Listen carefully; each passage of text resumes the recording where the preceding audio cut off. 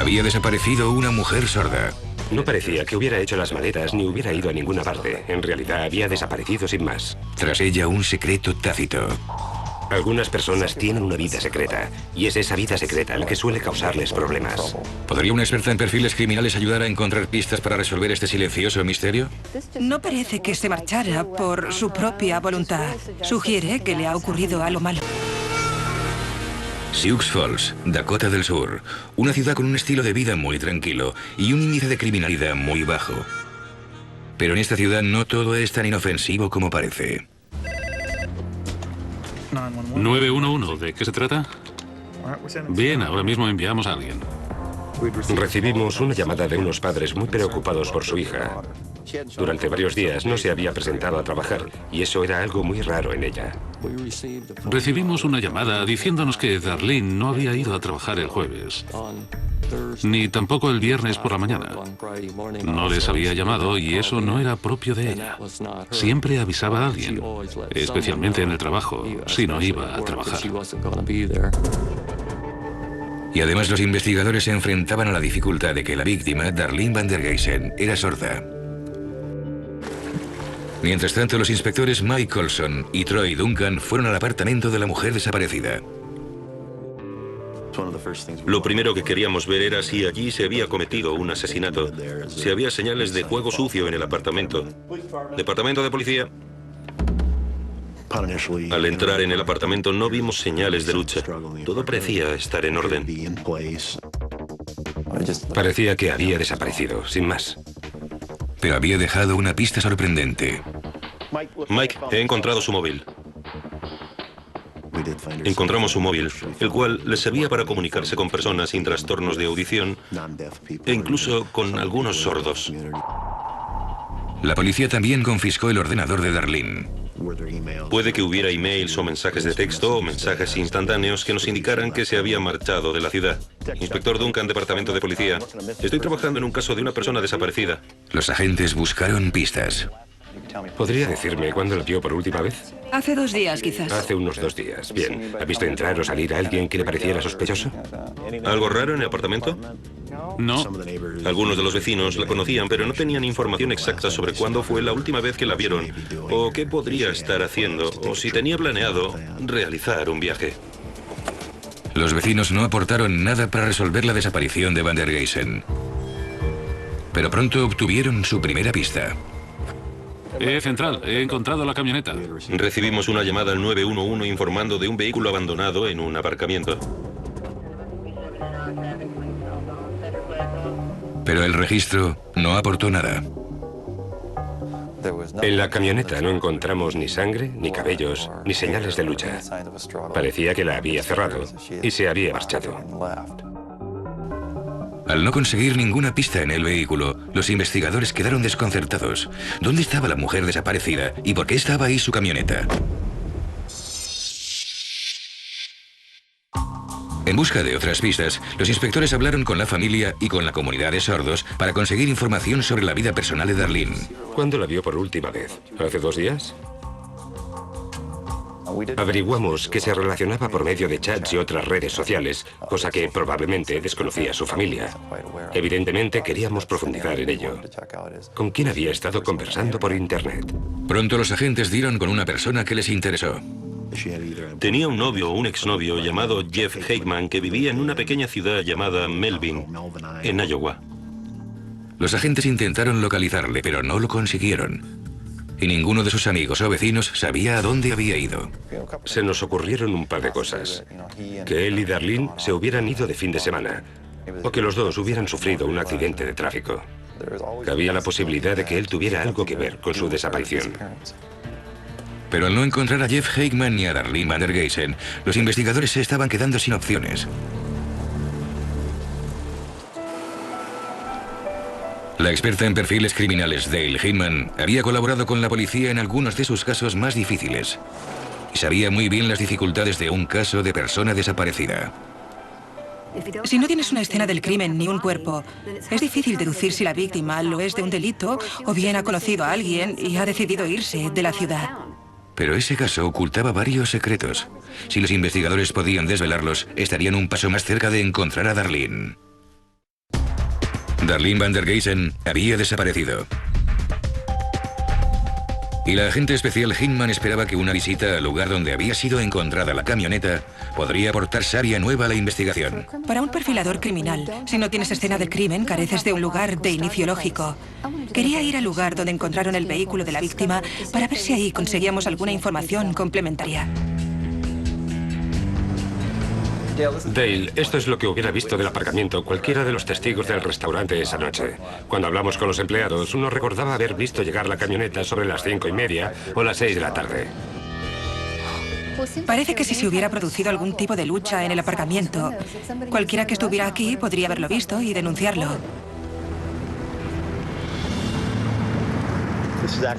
Aquí es donde encontramos el vehículo abandonado. Estaba cerrado, no había ninguna luneta rota. Lo registramos en busca de pruebas, pero no encontramos restos de sangre ni nada parecido. ¿El asiento del conductor estaba en una posición que indicara que lo condujera ella? Sí, cuando lo registramos, la posición del asiento correspondía a la de una persona de su estatura. El volante también estaba en la posición adecuada. Analicemos los hechos. Ha desaparecido. No se encuentra su bolso. La puerta está cerrada. Parece que vino aquí para reunirse con alguien y se marchó con esa persona. Es evidente que la conocía.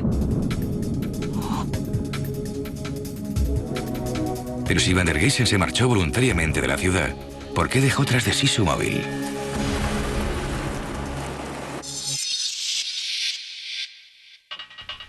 Al día siguiente, Hinman fue al apartamento de Darlene para intentar responder a esa pregunta. ¿Cuántas personas viven en este edificio? Entre 25 y 30.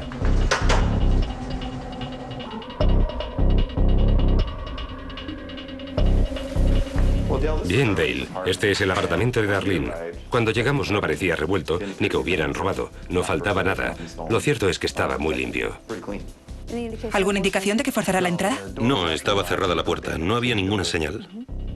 Encontramos su móvil aquí, en la mesa. Según sus padres, para Darlene, su móvil era su línea de comunicación con el mundo. Se comunicaba por medio de mensajes de texto con todo el mundo. Parece que si pensara ir a alguna parte durante un tiempo, lo más probable es que se llevara el móvil.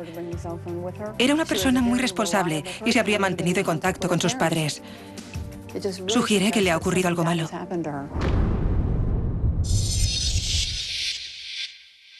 Muy pronto la policía fue informada de que el novio de Darlene había vuelto. Recibimos una llamada de los vecinos de Jeff Hickman diciéndonos que había vuelto a casa. Pero Darlene no estaba con él. Cuando fuimos a Iowa a interrogar a Jeff Hickman, nos llevamos a una intérprete, porque también era sordo y queríamos interrogarle a fondo y comunicarnos claramente con él.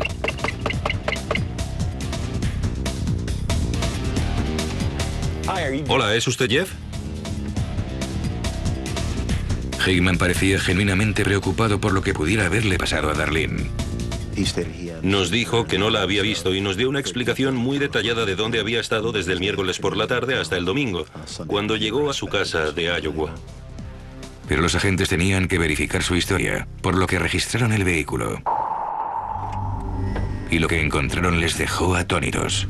Tras registrar el coche de Jeff Hickman, registramos el maletero donde encontramos una gran cantidad de sangre seca. Hickman intentó justificar la presencia de sangre. Nos explicó que había matado a un ciervo a principios de año y que lo había dejado en el maletero. La policía se llevó el vehículo para analizarlo, para saber si Hickman decía la verdad o si la sangre era de Darlene van der Geysen. Una mujer desaparecida, un maletero con manchas de sangre. ¿Habían encontrado los investigadores la prueba de que la vida de Darlene van der Geysen había tenido un final fatal? La policía de Sioux Falls había hecho un descubrimiento inquietante en su búsqueda de Darlene van der Geysen. Grandes manchas de sangre en el maletero del coche de su novio. El novio de la víctima era un sospechoso muy prometedor. Nadie sabía dónde estaba cuando desapareció la víctima, y encontrar sangre en su maletero era muy sospechoso. Los agentes sabían que los análisis demostrarían que era un sospechoso o lo eliminarían como tal.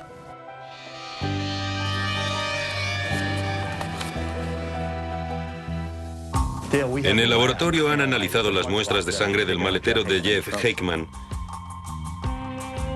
Jessica Lichty, químico forense. La primera tarea de Lichty era determinar si la sangre era humana.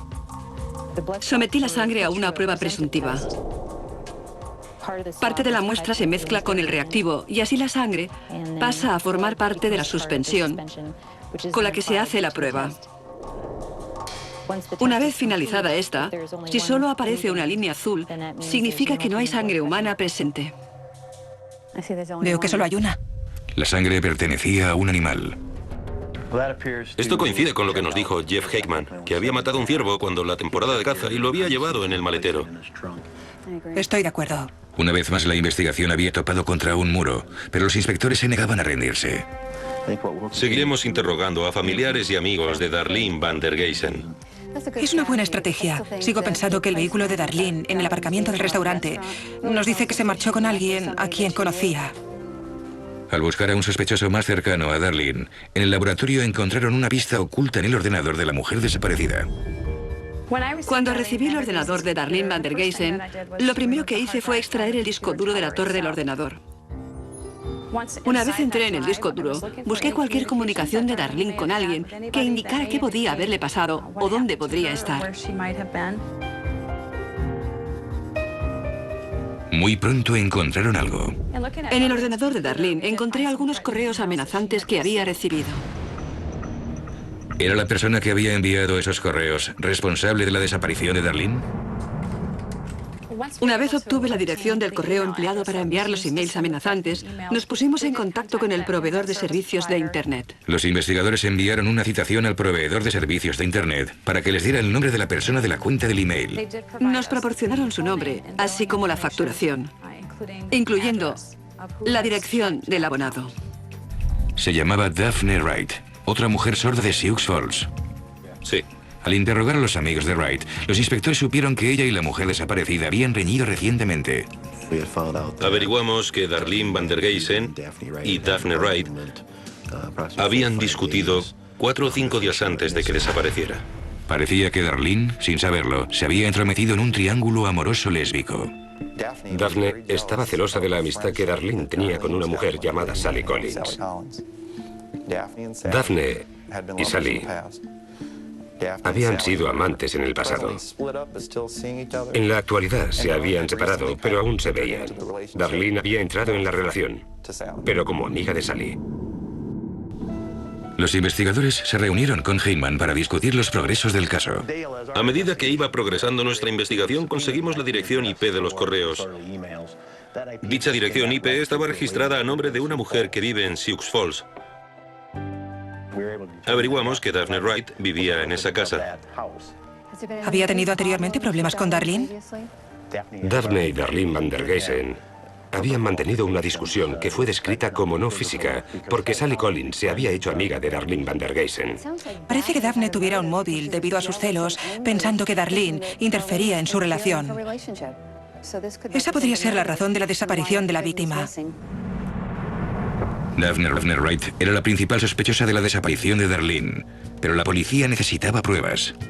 Cuando entré en la sala de interrogatorios, mi principal objetivo era que ella admitiera que le había enviado los correos. Si ocurre algo, tiene que hablar conmigo. Tiene que ser sincera conmigo, porque puedo entenderlo. Le dije, sé que usted envió los emails. Tras negarlo varias veces, por fin admitió que ella le había enviado los correos a Darlene. Y entonces, Wright admitió algo más. Dijo que tenía que reunirse con Darlene en el restaurante donde encontramos la camioneta de Darlene. Intento averiguar qué le sucedió a Darlene y por ahora, usted es la última persona que habló con ella.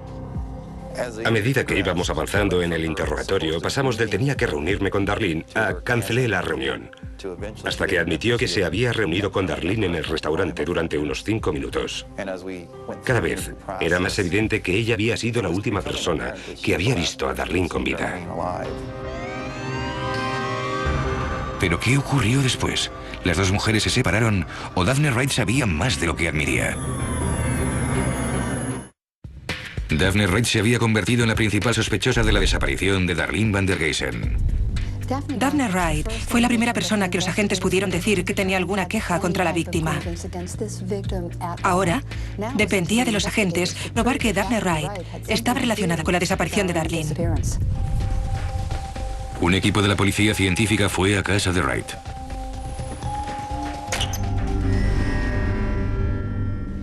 Cuando entramos en su casa, inmediatamente percibimos un exagerado olor a productos de limpieza. Y el olor era especialmente fuerte en el sótano. Se notaba que alguien había limpiado las paredes con una fregona. Para nosotros era evidente que era la escena de un crimen. La policía científica recogió muestras de las paredes que parecían ser restos de tejido humano o animal. El forense los identificó como fragmentos de huesos, fibras de músculos y tejidos grasos.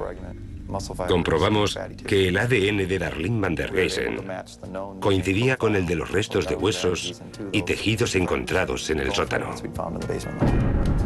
Era la prueba evidente de un asesinato. ¿Pero dónde estaba el cuerpo? La policía solo podía especular hasta que la compañera de apartamento de Wright les proporcionó una pista prometedora. Nos informó de que Daphne Wright había tirado una alfombra al contenedor que normalmente utilizaban para tirar la basura. Determinados a encontrar los restos de van der Geysen, los investigadores fueron al vertedero de la ciudad. Buscar en el vertedero resultaba tremendamente difícil. Se necesitaron muchos hombres. Cada día enviamos equipos de hombres para buscar entre toneladas de basura. Al tercer día, la búsqueda concluyó con un horrible hallazgo. Lo primero que encontramos fueron las piernas, desde las rodillas hasta los pies. Fuimos hallando trozos de alfombra de color naranja que coincidía con la que sabíamos había tirado al contenedor. Enviamos al laboratorio forense muestras de los restos del cuerpo que habíamos recuperado para que les practicaran las pruebas de ADN. Coincidía con el de Darlene. Algunas personas suponen que cuando el cuerpo de la víctima es mutilado o desmembrado, se debe al odio o la rabia. En algunos casos eso es cierto, pero los investigadores del caso sabían que el desmembramiento del cuerpo se debía a que así era más fácil trasladar el cuerpo. Daphne Wright no confesó ni admitió haber asesinado a Darlene van der Geysen. Pero los agentes creían saber qué había ocurrido. Daphne Wright consiguió que Darlene van der Geysen subiera a su vehículo, la llevó hasta su apartamento y una vez allí la mató. Daphne Wright fue condenada por el secuestro y asesinato de Darlene van der Geysen. Está cumpliendo una sentencia de cadena perpetua sin posibilidad de revisión. A Darlene le gustaba divertirse. Siempre estaba sonriendo. Le encantaba pasárselo bien, los juegos de mesa y salir con amigos. Está rodeada de gente. Los investigadores del caso se enfrentaron a unos obstáculos extraordinarios. No solo había el problema de la sordera, sino también la posibilidad de que una mujer hubiera matado a otra, lo cual es estadísticamente raro, y que los celos malentendidos pueden ser el móvil de un asesinato. Gracias a la capacidad y la determinación de todos los agentes del Departamento de Policía de Sioux Falls, se pudo encerrar a Daphne para el resto de su vida, que es donde debe estar. Una víctima improbable. Era un hombre agradable y apacible. Un crimen incalificable. Se puso de rodillas y le disparó a la cabeza. Eso sugiere que el asesino no está muy familiarizado con las armas de fuego. ¿Podría una experta en perfiles criminales servirse de su habilidad para desenmascarar al asesino? Conocida por su hospitalidad sureña y su encanto costero, Beaufort, Carolina del Sur, se ha ganado el sobrenombre de la reina de las islas de Carolina. Pero una mañana sorprendente hallazgo de un pescador dejó en estado de shock a esta unida y pequeña comunidad. 911, ¿de qué se trata? Enviaremos a alguien inmediatamente. Central 53, me dirijo al desembarcadero público. Un pescador nos llamó para decirnos que creía que había un vehículo sumergido en el río y vamos a comprobarlo.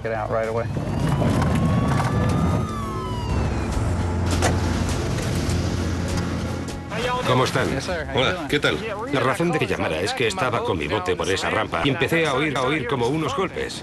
No sé, creo que ahí hay un coche. 1044 a Central. Servicios de emergencia, por favor. Los agentes consiguieron sacar un vehículo del agua. El sheriff T.C. Smalls llegó para investigar el caso. Cuando yo llegué, ya habían sacado el vehículo del agua. No se encontró ningún cuerpo. Parece que todo está en orden. Las llaves están puestas. Smalls ordenó que se registrara el coche en busca de pruebas. A continuación localizó al propietario del vehículo, Aretha Dillard, para saber por qué estaba en el agua. ¿Cómo está? Smalls averiguó que la última persona que fue vista conduciendo el coche era el hermano mayor de Aretha, James, de 32 años, repartidor de cerveza y veterano del ejército de Estados Unidos. No parecía una víctima muy probable. Era todo un caballero, un buen hombre. Algunos lo describían como un gran oso de peluche. Nadie había visto a James en las últimas 24 horas y su otra hermana Janet se temía lo peor cuando la llamó Aretha. Me dijo, Janet, James no volvió a casa anoche. Y yo le dije, vale, no pasa nada. Pero cuando me dijo que tenía su coche y no había vuelto a casa, fue cuando supe que algo iba mal. El sheriff Smalls obtuvo la descripción de la ropa que llevaba James.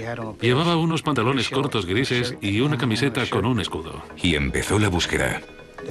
La familia, la comunidad, sus amigos y sus compañeros nos facilitaron información. Registramos los lugares donde pensábamos que alguien hubiera podido dejarle. Todo en vano. Durante más de una semana, la misteriosa desaparición de James Dillard confundió a la policía. Entonces, en el 9º día, los agentes encontraron un cuerpo en el bosque. Tenemos un cuerpo sin identificar. Que vengan los de homicidios. El capitán Bob Romy y el sargento mayor Jeff Purdy acudieron a la llamada. Se trata de un varón negro sin identificar, con camiseta, pantalones cortos, boca abajo, en el bosque. Por fin habían encontrado a James Dillard. Registramos la escena del crimen. Vimos un orificio en el cráneo. Era evidente que se trataba de un asesinato. Las balas habían entrado varios centímetros en el suelo, lo que indicaba que no solo lo dejaron ahí, sino que lo mataron ahí. Eso era importante porque sabíamos que encontraríamos otras señales, como de brea, por ejemplo. En el depósito, la patóloga determinó la causa de la muerte. Hablé con los investigadores. Les dije que presentaba una herida mortal de necesidad en la cabeza y otra herida en el muslo. En consecuencia, llegamos a la conclusión de que murió por la herida de bala en el cráneo. ¿Pero por qué Dillard había sido víctima de la violencia? Los agentes buscaron un motivo en su vida personal. He hablado con varios de los compañeros de James y no me han dicho nada que no supiéramos. Averiguamos que era un hombre agradable, que no se metía en problemas. No tenía un historial de violencia. Es evidente que uno de los elementos más difíciles del caso era la victimología. Y en el caso de James no había hecho nada malo. Todo el mundo le quería. Y todas las personas con las que hablamos nos dijeron que James era un gran tipo. Sin pruebas físicas, sin testigos y sin un móvil aparente, el caso se quedó sin pistas. No teníamos nada con lo que trabajar. Hablábamos con todos, pero nadie podía proporcionarnos información. El caso quedó estancado.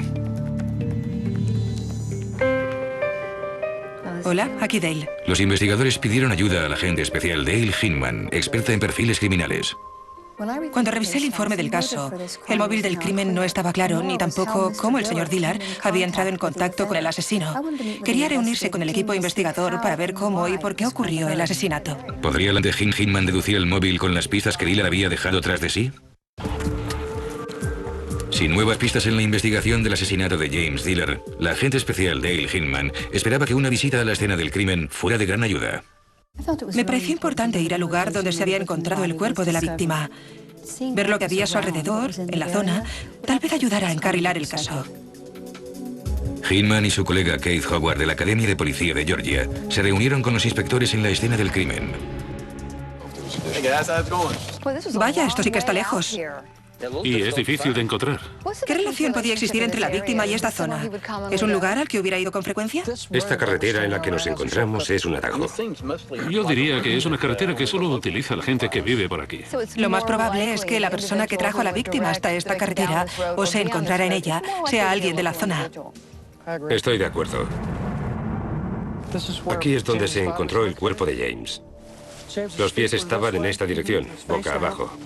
Cuando antes miramos las fotos de la escena del crimen, se veía una toalla saliendo del bolsillo trasero. Eso también sugiere que el señor Dillard no luchó con el agresor. Porque de haber habido algún tipo de lucha o pelea, imagino que la toalla le habría caído del bolsillo. Tiene sentido. Puede que le dirigieran hasta esta zona. O le obligaran a venir. Incluso es posible que le obligaran a punta de pistola, por lo que no tuvo oportunidad alguna de huir ni de luchar.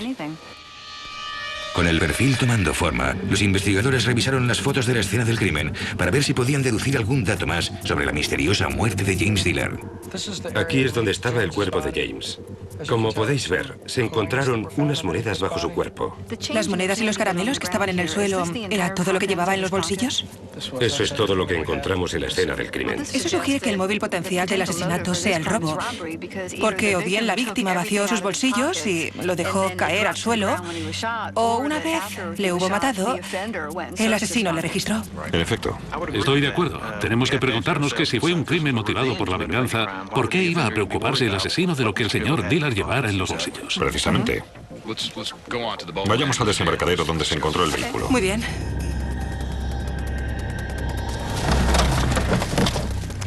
¿Se encontró en el vehículo algo que tenga valor de prueba? Había algunas joyas bajo la alfombrilla del coche, en la parte delantera. Su billetera se encontró en el maletero dentro de una bolsa de plástico. Tenía $102 y otras cosas. El hecho de que la billetera y el dinero estuvieran en el maletero sugiere que la víctima lo dejó allí, o el asesino tiró la bolsa en el maletero, o existe la posibilidad de que la víctima en algún momento estuviera en el maletero y esos objetos se quedaran allí. Lo cierto es que no nos ayuda a explicar el móvil. Es evidente que le registró los bolsillos, pero si eso es lo que hizo, ¿por qué no miró en el maletero ni se llevó las valiosas joyas que estaban en el coche? ¿A qué distancia se encontraba del vehículo? A unos 6 metros, a muy poca profundidad. Sería difícil empujar los 6 metros y al individuo le costaría volver hasta aquí. Cierto, necesitaría ayuda. Tal vez más de una persona. Los investigadores sospechaban que hubiera más de un agresor y que probablemente fueran de la zona. ¿Desde dónde salió el vehículo? ¿Desde aquí? Esta zona parece muy apartada. No hay mucha actividad. Y tampoco es fácil de encontrar. Yo diría que tienes que conocerla para encontrarla. Estoy de acuerdo. Esto indica que el individuo que cometió el crimen conoce la zona y conocía bien el camino para llegar hasta aquí para abandonar el vehículo. Tras revisar ambos lugares, llegamos a la conclusión de que la persona que le disparó al señor Dillard era alguien de la zona que conocía muy bien el bosque y el desembarcadero. Y teniendo en cuenta la distancia entre ambos lugares, por lo menos necesitaría otra persona para proporcionarle un medio de transporte y probablemente para ayudarle a empujar el coche hasta el agua. Pero en ese momento el móvil seguía sin estar claro. Algo de la escena del crimen llamó la atención de Hinman. Estamos hablando de un hombre que lleva en el coche joyas de mujer. ¿Sabéis por qué esas joyas estaban en el vehículo? Nadie podía responder a la pregunta. Con la esperanza de encontrar respuestas, los agentes visitaron a Janet, la hermana de la víctima, y pronto obtuvieron una valiosa pista. James salía con una joven. Le había regalado un collar. Pero este se rompió y me pidió que lo llevara a arreglar. Cuanto más averiguaban los agentes sobre la novia, más sospechaban que sabía algo. Era una persona interesante. El cuerpo de James fue encontrado no lejos de su casa. Averiguamos que James iba camino de su casa antes de que le mataran. ¿Sería el collar el eslabón que faltaba en el caso del misterioso asesinato? Los investigadores del asesinato de James Dillard esperaban que la novia de la víctima pudiera responder algunas de las preguntas que planteaba el caso. Era significativo que el cuerpo de James Dillard fuera encontrado en una zona boscosa camino a la casa de su novia y las joyas que llevaba en su coche fueran suyas. Su novia tenía que explicar si ese día había llegado a su casa o no y si había ocurrido algo que acabara con su vida. Los investigadores visitaron a la mujer. Sostuvo no saber nada de la muerte de Dillard. Preguntarle a la novia si Dillard había ido a su casa ese día o no, o si se habían visto, era una cosa. Pero la prueba del polígrafo permitiría a los agentes incluirla o excluirla como sospechosa. Los agentes esperaban los resultados de la prueba del polígrafo. El resultado de la prueba del polígrafo de la novia. No hay razones para creer que haya mentido. Muy bien. Así que ha dicho la verdad. Sí, en mi opinión, sí. En ese caso, creo que podemos descartarla. Creo que sí. Pero sin sospechosos ni pruebas, parecía que no había forma de avanzar con el caso.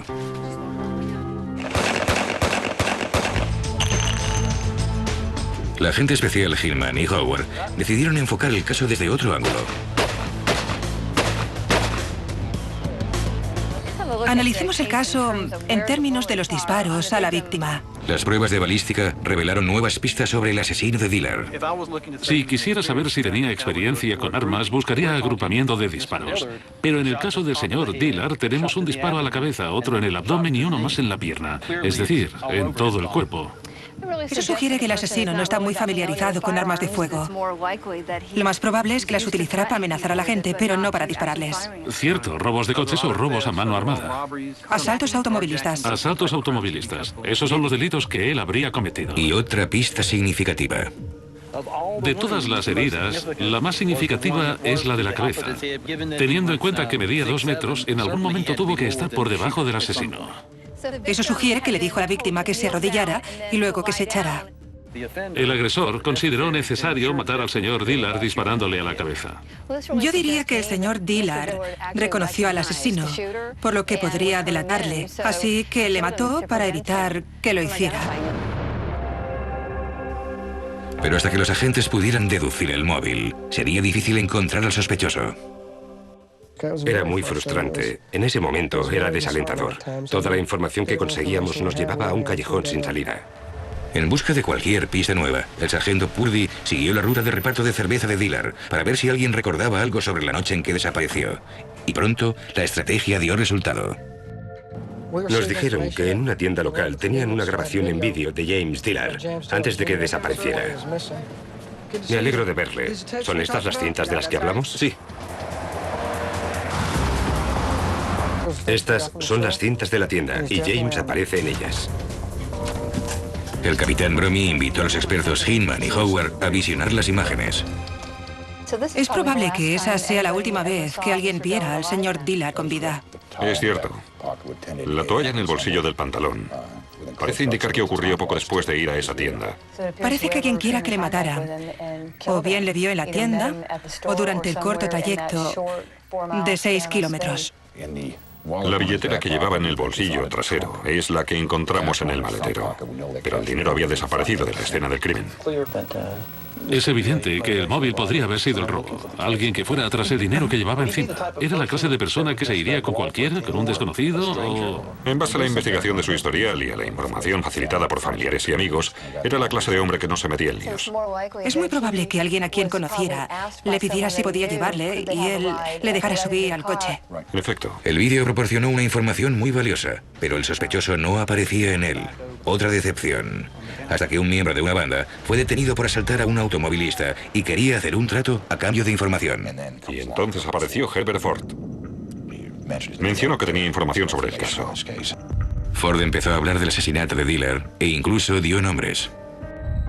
Dijo que Ayaney Roach y Shamin Cocker iban dando vueltas en el coche de James Dillard. ¿Quiénes eran Roach y Cocker? ¿Y qué sabían del asesinato de James Dillard? El miembro de una banda detenido por la policía afirmaba saber quién había disparado a James Dillard. 2 hombres de la zona, Ayaney Roach y Shamin Cocker. Tan pronto como el capitán Bromach averiguó que Roach y Cocker conducían el vehículo de la víctima la noche en que fue asesinado, supo que iba por buen camino. Los miembros de la familia confirmaron las sospechas de los perfiladores. Dillard conocía a los 2 sospechosos. Los conocíamos desde hacía algunos años. James les daba garante. Los investigadores visitaron a Roach. Le detuve en base a un auto judicial por una falta, pero él sabía que había algo más. Emprendimos el camino a Beaufort y mientras hablábamos, él no dejaba de hacerme preguntas. Por fin dijo, se lo diré todo. Me dijo que le habían pedido a James que les llevara. Mientras iban por un camino de tierra, Ayaney le preguntó si podía conducir él. Y James le dijo, no, este coche no es mío, es de mi hermana. No puedo dejártelo. En ese momento, Ayaney sacó el arma y le dijo que parara. La inocente acción de Dillard de llevar a sus amigos se había convertido en un asalto. Cuando James paró, le obligaron a salir del vehículo a punta de pistola y lo encerraron en el maletero. Luego, Roach y Cocker le llevaron a un apartado bosque. Shamin le ordenó a James que saliera del maletero. Le dio un golpe en la cabeza y este cayó de rodillas. Entonces le disparó a la cabeza. Cuando volvieron al coche, Ayaney le preguntó si estaba muerto. Shamin le dijo que no estaba seguro. Bien, dijo Ayaney. Asegúrate de que lo esté. Así que volvió y le disparó un par de veces más. Con el coche hundido en el río, imaginaban que no se descubriría su crimen.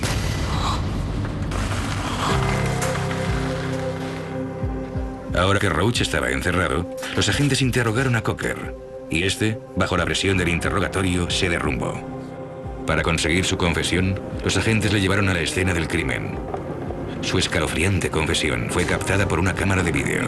Vinimos por el camino de tierra, ese de ahí, y giramos a la izquierda. Saqué a James del maletero y es cuando dijo, tío, no me mates, no me mates. Mi colega lo llevó al bosque y le empujó por la espalda. Fue entonces cuando oí un disparo. Pero había varias discrepancias en los relatos de los sospechosos. Shamin le echaba la culpa a Ayaney y este culpaba a Shamin. Por ello, les sometimos a los dos a la prueba del polígrafo. Ayaney la pasó y Shamin no. Cocker fue condenado por asesinato y robo a mano armada, y la sentencia fue de 45 años de cárcel. A cambio de su testimonio, Roach fue condenado a 25 años por homicidio sin premeditación. Para la familia de Dillard fue un final agridulce. Yo no diría que nos sintiéramos satisfechos. Uno testificó contra el otro, por lo que en realidad le perdonaron parte de su condena. Pero ellos no perdonaron a James cuando suplicaba por su vida. Me gustaría agradecer a los investigadores que siguieron con el caso y no se limitaron a decir, vale, no sabemos quién, ni sabemos por qué. Sin ningún sentido. Sin ningún sentido. He llevado algunos casos que han causado el mismo impacto. Ayudas a la familia, pero no puedes devolverle a la persona herida. Fue necesaria mucha paciencia y habilidad y el esfuerzo colectivo del equipo de agentes dirigidos por la oficina del sheriff del condado de Beaufort para que se juzgara a esos asesinos a sangre fría.